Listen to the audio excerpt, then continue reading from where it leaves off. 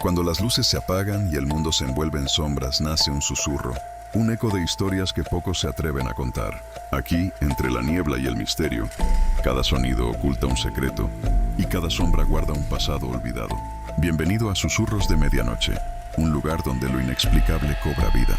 Prepárate para adentrarte en lo desconocido y enfrentar lo que acecha en la oscuridad. ¿Estás listo para escuchar lo que susurra la medianoche?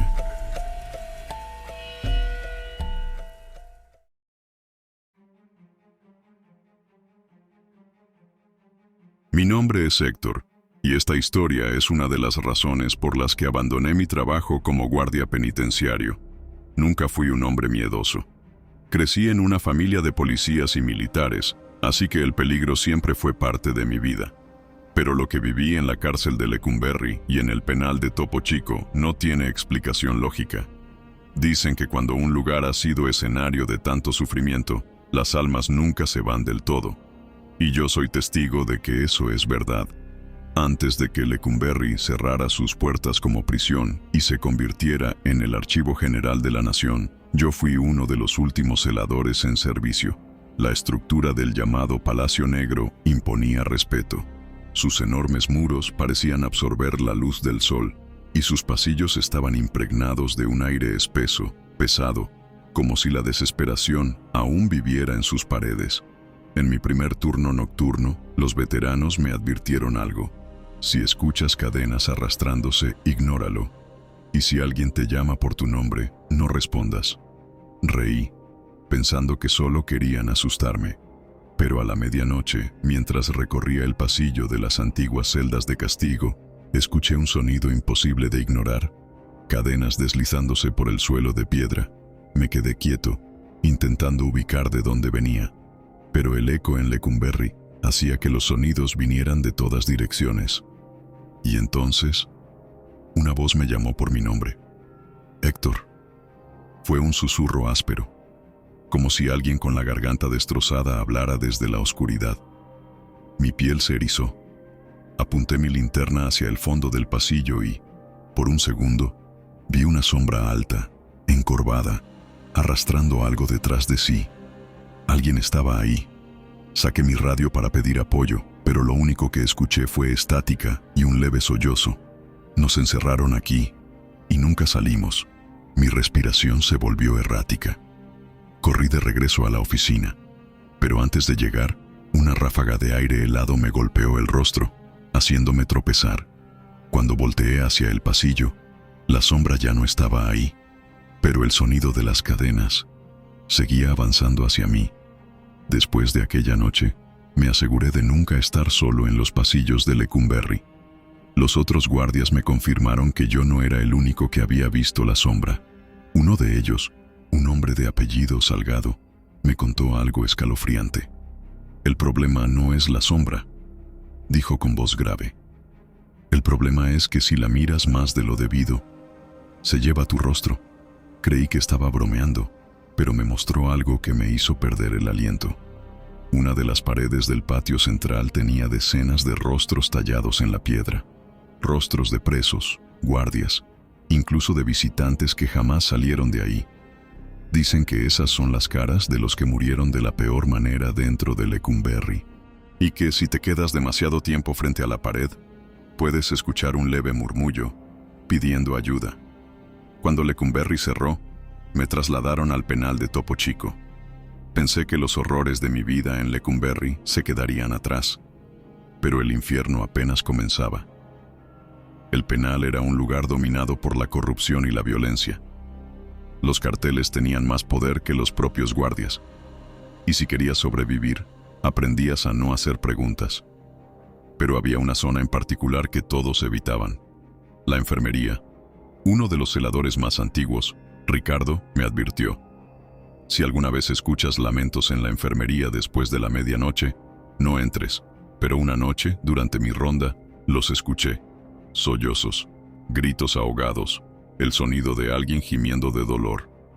Mi instinto me decía que no debía abrir esa puerta, pero no podía ignorar lo que parecía ser una persona en agonía. Empujé la puerta lentamente, y la enfermería estaba vacía. Las camillas cubiertas de polvo, los muebles oxidados. No había nadie. Y entonces vi algo moverse en la esquina, una silueta encorvada, cubierta con una sábana, temblando como si tuviera frío.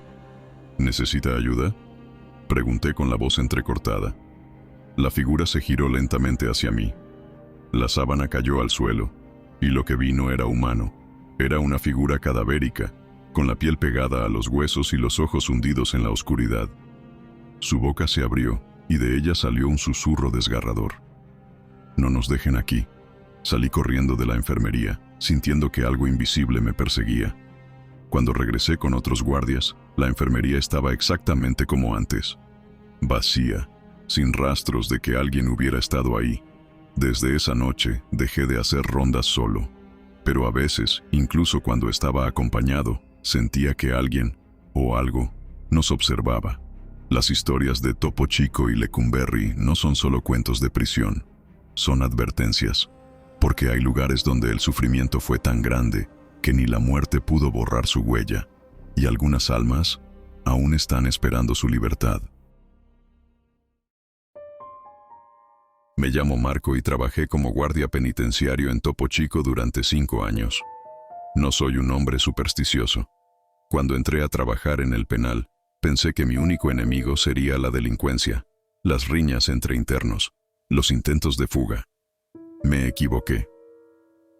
Topo Chico no era solo una prisión, era un lugar maldito, un sitio donde las paredes susurraban, los presos desaparecían en la oscuridad y la línea entre lo humano y lo infernal se desdibujaba. Yo no creía en fantasmas, pero después de lo que viví ahí, ya no estoy tan seguro de que todos los presos en Topo Chico estuvieran vivos. Topo Chico no era cualquier cárcel. Fundado en 1943, el penal fue testigo de décadas de corrupción, violencia extrema y torturas inimaginables. Los mismos internos decían que había lugares dentro de la prisión donde ni ellos se atrevían a entrar. Cuando llegué a trabajar ahí, los guardias más viejos me dieron una advertencia.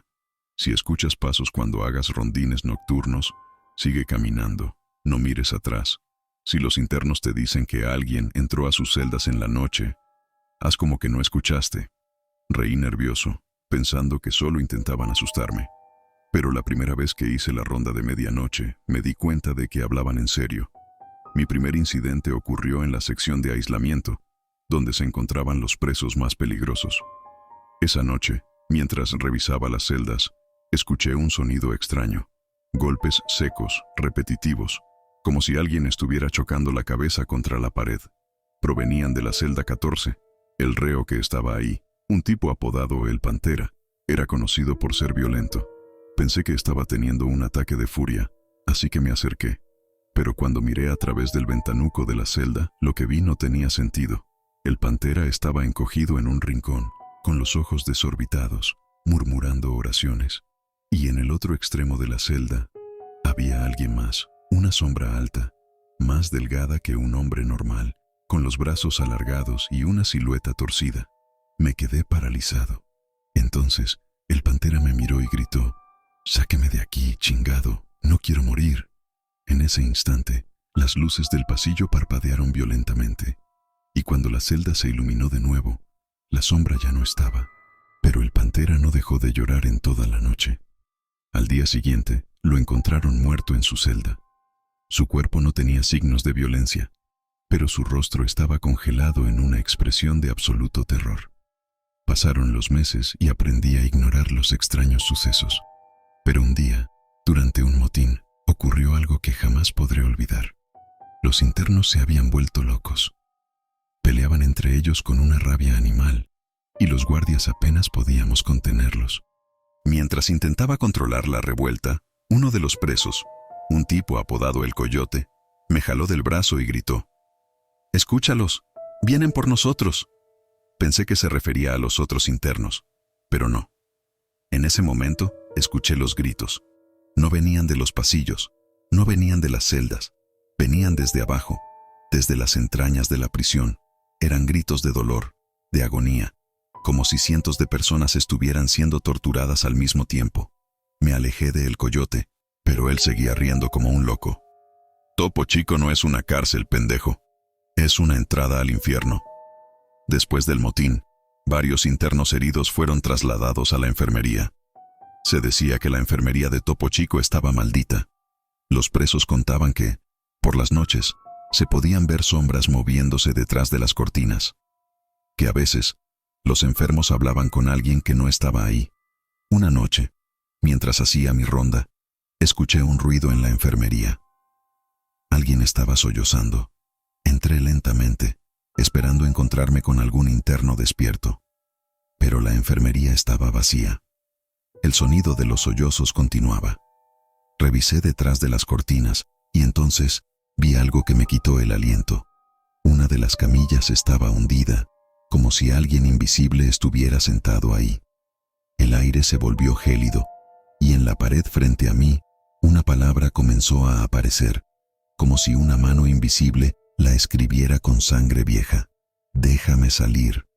Mi cuerpo entero se congeló, las luces parpadearon, y en el reflejo de la ventana vi una silueta encorvada, con una sonrisa grotesca y dientes podridos. Corrí sin mirar atrás. Desde entonces, nunca volví a entrar a la enfermería. Un año antes de que cerraran el penal, la actividad paranormal aumentó. Los guardias comenzaron a ver sombras que caminaban por los pasillos vacíos. Algunos internos despertaban con marcas de manos en el cuerpo, como si alguien los hubiera sujetado con fuerza mientras dormían. Yo ya no podía dormir. Una noche, mientras revisaba las cámaras de seguridad, vi algo que me hizo tomar la decisión de renunciar. En el pasillo principal había una figura de pie. No era un interno, no era un guardia, era alguien que no pertenecía a este mundo. Su piel estaba completamente negra, como si hubiera sido calcinada. Y lo peor es que me estaba viendo directamente a través de la cámara. A la mañana siguiente, presenté mi renuncia. No quería estar ahí cuando la cosa que habitaba en Topo Chico decidiera salir. Topo Chico cerró en 2019, y muchos dicen que fue por la violencia y la corrupción. Pero algunos exguardias sabemos la verdad. No cerraron la prisión para proteger a la sociedad de los presos. Cerraron la prisión porque algo despertó en su interior. Y lo peor de todo es que, aunque el penal ya no existe, lo que estaba ahí sigue buscando almas para alimentar su hambre. Me llamo Eduardo y trabajé como guardia en el penal de Topo Chico hasta poco antes de su cierre. Pensé que mi trabajo sería simple: vigilar a los presos, mantener el orden, sobrevivir a la violencia diaria. Pero nada me preparó para el horror que habitaba en ese lugar, porque lo que encontré en Topo Chico no era humano. Había algo en esas paredes, algo que despertaba en la oscuridad y que reclamaba almas para su propio festín. Yo sobreviví para contar esto, pero a veces, en mis pesadillas, sigo escuchando los gritos de aquellos que no lo lograron. El penal de Topo Chico fue construido en 1943 y, con los años, se convirtió en uno de los lugares más temidos de México. Las historias de torturas, asesinatos y corrupción eran parte del día a día. Los presos se mataban entre sí por territorio. Los guardias vendían armas, drogas y favores, pero había algo que todos evitaban mencionar. Algo que no tenía nada que ver con los cárteles ni con la violencia de los reos. Las sombras que se movían en los pasillos, los susurros que venían desde las celdas vacías, los internos que decían que, por las noches, veían a alguien más en sus celdas, y los cuerpos sin explicación. Aquellos que amanecían completamente mutilados, pero sin señales de que alguien hubiera entrado a matarlos. Uno de los lugares más temidos del penal era una celda en la zona de castigo. No tenía número. Solo era conocida como la celda sellada. Los internos contaban que, hace décadas, un hombre fue encerrado ahí. No un criminal común, sino un brujo. Un hombre que había sido acusado de sacrificar niños en rituales satánicos.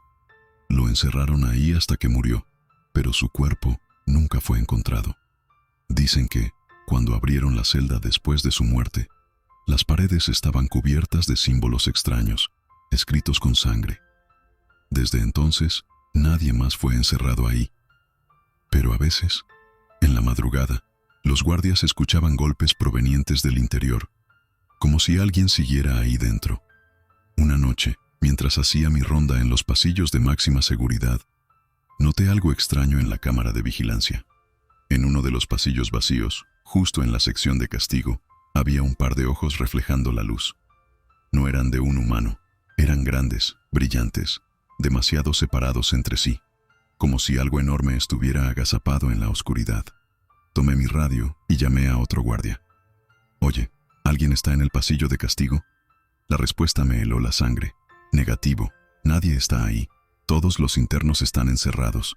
Regresé a ver la pantalla. Los ojos seguían ahí, pero ahora estaban más cerca de la cámara. Y entonces, la imagen se volvió negra.